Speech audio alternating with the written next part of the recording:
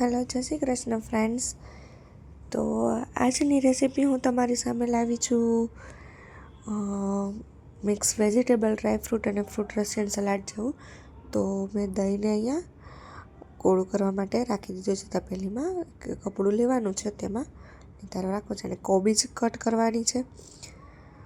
ખજૂર લીધું છે, ટમેટાં લીધા છે, કેપ્સિકમ, તૂટી ફૂટી, ઓરેન્જ, લીલા મરચાં અને કાકડી ખમણી લીધી છે, બીટ ખમણી લીધું છે, ગાજર ખમણી લીધું છે.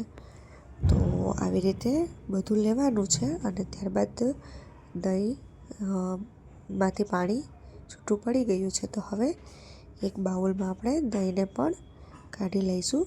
તો આવી રીતે બધું દહીં તેમાં એક બાઉલમાં લઈ લેવાનું છે. તો આવી રીતે બધું દહીંને એક બાઉલમાં આપણે કાઢી લઈશું.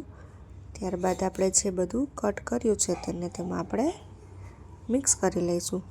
તો જોઈ શકો છો કે દહીં એકદમ સરસથી ઘાટું બની ગયું છે. તેમાંથી બધું જ પાણી છૂટું પડી ગયું છે, તેને આપણે કાઢી લીધું છે. તો જે આપણે કટ કર્યા હતા ગાજર, કાકડી, કોબીજ, એ બધાને આપણે આવી રીતે એકદમ નીચોવીને તેમાંથી પાણીને કાઢી લેવાનું છે અને દહીંમાં આપણે બધું એડ કરી દેવાનું, ઉમેરી દઈશું. તમે ફ્રૂટમાં સફરજન છે, લીલી દ્રાક્ષ છે, સિઝનલ ફ્રૂટ પણ એડ કરી શકો છો. અને કેળા છે, જેમ કે જે પણ સિઝન ચાલતી હોય તે તમે ફ્રૂટ એમાં એડ કરી શકો છો. તેનાથી તેનો ટેસ્ટ પણ સરસ આવે છે. દાડમ છે, એ બધું તમે તેમાં મિક્સ કરી શકો છો. તો મેં આ બધું અત્યારે વેજીટેબલ્સ મિક્સ કર્યું છે.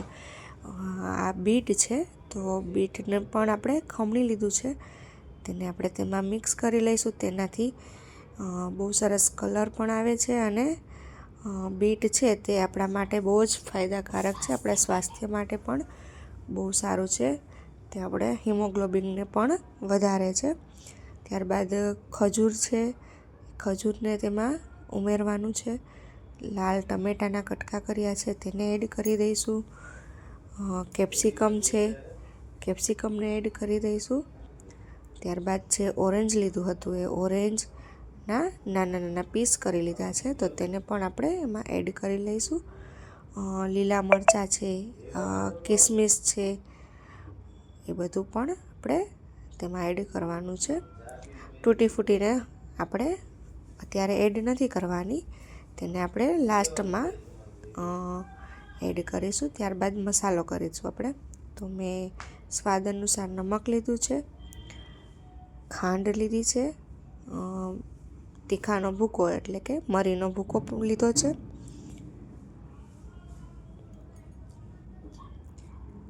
અને ઘરે બનાવેલો મારા સાસુના હાથે છાશનો મસાલો, ચાટ મસાલો બનાવ્યો છે. તે હું નેક્સ્ટ રેસીપીમાં તમને બતાવવાની છું, તો એ વિડીયો પણ તમે જોજો.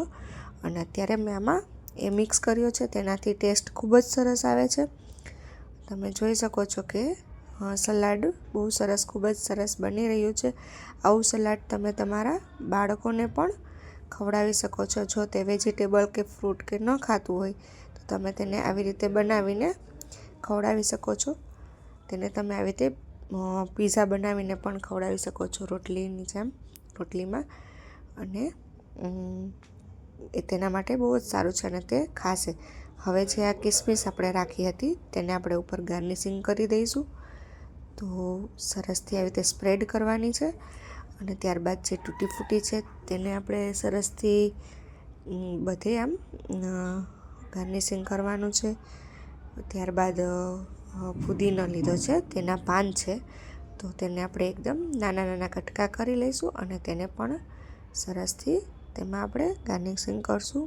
અને લાસ્ટમાં કોથમરીને કરી દઈશું. પુદીનાને આપણે તેમાં ગાર્નિશિંગમાં તેનો સ્વાદ ખૂબ જ સરસ આવે છે, તેથી તે કમ્પલસરી કરવું.